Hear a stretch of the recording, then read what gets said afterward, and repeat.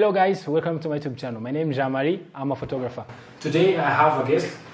My name is Evo, the photographer. I'm a photographer. He has been doing photography for 3 years. Yeah. Me, it's now 10 years, above 10 years, because I started photography in 2012. So you can ask me a question you want. It's 11 years. Yes. Okay. It's a hassle. It's a hassle. So what made you be a photographer? Photography started even before I knew, because I still remember I have pictures with my father when I was 6 or 7 years old, holding his camera. And I remember when I was going to weddings, taking pictures. That is, what can I say, how photography started with me. Later on, when I was growing up, I found movies like everyone else. At age 13 or 12 years, I was always going to cinemas, those small screen cinema. That's how I found the love of art. I don't know, have you watched Indian? Bollywood. Yes. Do you see the colors? Do you see how they fall in love? The guy see the girl and those crushes. Mostly in high school, I was having crushes, but I couldn't express myself. I didn't know how to talk to women. And then even when I tried to approach those ones, like, no thanks, you're a nice guy. You're a nice guy. Yeah. And then later on, I realized I have that passion, I have that eye of seeing beauty. In 2012, I was doing videography, telling a story, because of my main was like, I want to tell a story for guys like me who doesn't know how to talk, like those fiction movies that I can write a script. And then I went to a set like for one time, and I realized to make fiction movie take time.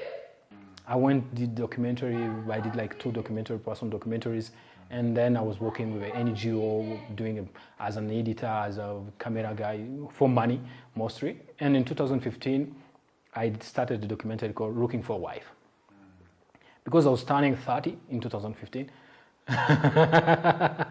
Because I published it on my YouTube like last year, 2021. So when I decided to put everything online. Because I was working on a story, it's like 6 years, trying to understand why. I wanted to find a wife, but I was still that guy who was too nice, too shy.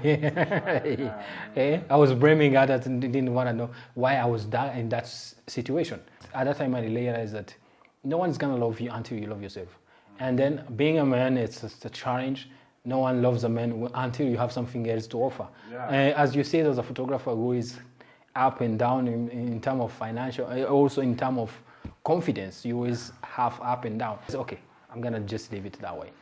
So in that like 11 years, what was the challenge? Oh gosh, the challenge was to find myself, to find my niche.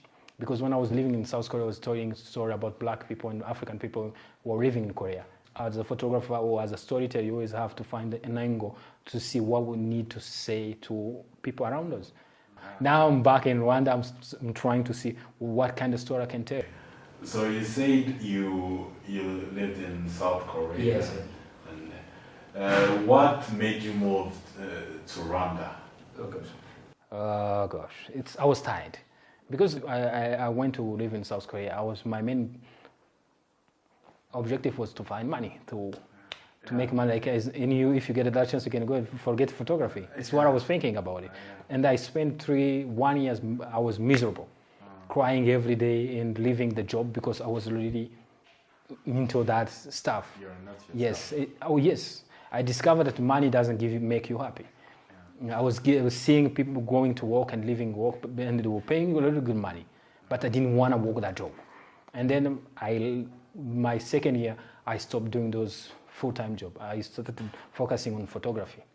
And then when you're an African and you live in someone else's country, it's always a challenge, even to get the proper ID papers. It's a challenge. And then to be able to say, I'm establishing myself, my audience were ordinary foreigners and especially black people.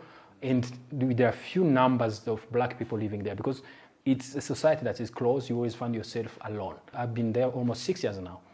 And I was trying, evolving, but still my heart was like, this is not me. Okay. Yeah.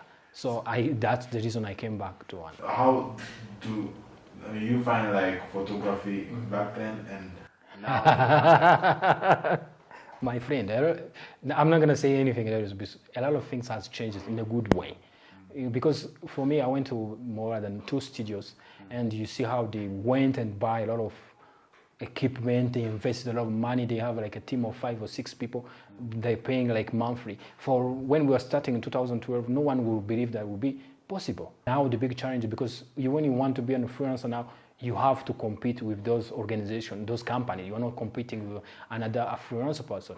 That's why it's very challenging now. I can tell you. I've been here for 3 months, but I can tell you that to enter those circuits, it's like you need to push hard. But I'm grateful still, because the good thing with photography, when you have something you want to learn, it's always fun. I'm happy because I like to work with black people. Now I'm back in Africa. So that is one thing that I'm happy. I was trying to find people, trying to find the face that I know they have expression that I can work with them. Now I'm also learning studio photography.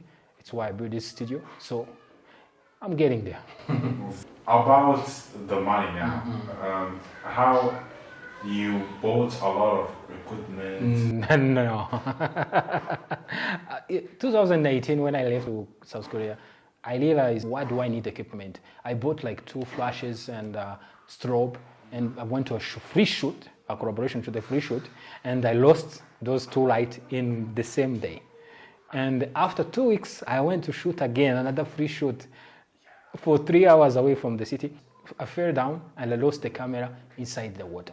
I was like, fuck, what I'm doing? Why do I still struggle with this bullshit?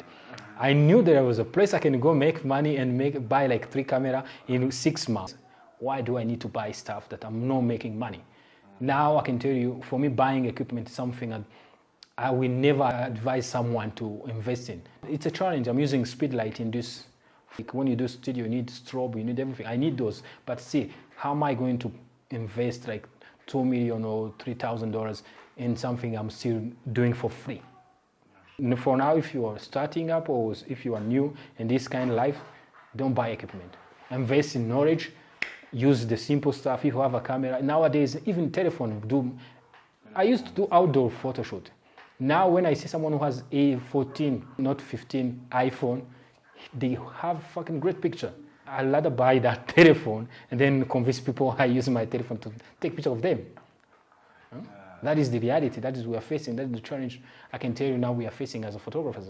Instagram is killing us in terms of visibility, and you have to post everything every day, and also you have to find a way to tell your story. It's why I'm doing this, so people can not just come to your Instagram and like. They also have to want to know why they liking your stuff or what are you doing. It's very challenging these days. There are young people dreaming to be a photographer, but don't know how to start, how to invest, how to tell people. Okay. Photography, it's art. You can use your telephone, you can use a small camera, but still, when it's come to a business, it's why you need to switch your mindset. I will advise people to learn how to do business as a photographer. You can hire someone else if you know how to find job, if you know how to market yourself, to brand yourself, because that is the challenge most of photographers are facing. I remember in 2012 to see someone who has a camera was a challenge, because the camera at that time we could just only pay for a DV cam, or I bought one for it called P2. I paid like $5,000, and I bought a laptop. I bought some stuff. Man, it's crazy, but still, you have to learn business first if you want to survive in this environment. Or if you want to do as a passion, just close your eyes, find a sugar daddy or sugar mommy, then invest in your business. The reason I'm still doing this is because there is something new I need to learn. That's why I'm still around. That's why I change style. I'm shooting indoor. I used to shoot outdoor only. Now I'm learning indoor. What advice can you give to brand yourself, to make people know you as a photographer? Go on YouTube, type how to brand myself as a photographer. You will see there are many people, even I was listening to one of the guy on YouTube today in the morning. What you should do if you want to brand yourself. You have to find a way to tell a story. Yeah. Because if you're not selling a story, no one's gonna buy it. Because he said that you are a commodity. Just selling stuff everyone is doing. My story, I'm African who went to live abroad. I'm broke. I'm coming back to trying to find my way here back. That is my story. That's why I'm telling you now, because I'm different. I choose to leave and come back.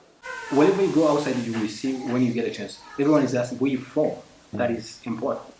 Who you are. I realize we need as Africans to tell our story. It's why I say you have to find a niche that will help you tell your story. If you find that niche, it will be easier for you to market yourself. If you're a nice guy, start to be a nice guy. If you're not so guy, I saw a guy who is saying bullshit on Instagram. Now he's famous of saying those stuff. Now he opened a YouTube channel. He's inviting people. He's starting to be a normal guy. You know that guy? Yeah, I know. Coming to an end, what advice can you give to young people who want to be photographers? The advice is simple. Just find the reason why you want to be a photographer. And then stop worrying about the likes. I always worry about the like. Stop worrying about you're not making money. With time you figure out, because I feel like as photographers, as creative people, we come this lifestyle not just because it's easy, not just it's comfortable. We want to express, we want to show the world we can do this. It's why I chose photography. It's why I chose storytelling, because I was feeling like invisible.